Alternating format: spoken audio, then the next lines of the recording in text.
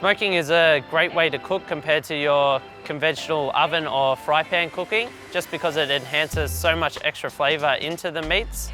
The good thing about using the smoker is that you can use a lot more secondary cuts that a lot of people don't use. Normally the cuts are a lot more fattier, so it's going to be a tastier meal at the end.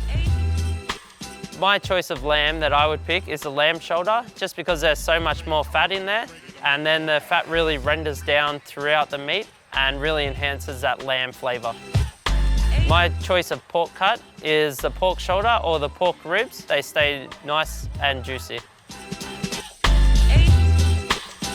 With poultry, I would always try to stick to cooking whole chickens, just so you can keep as much moisture in there as possible and it won't dry out, but you still get enough smoke flavour inside. You don't only have to smoke beets on the smoker, you can also smoke some vegetables. Something like a cauliflower where it holds its shape, and you can also use your same seasonings that you use on your meat. Whatever you decide to cook, you want to make sure that you're thoroughly seasoning it.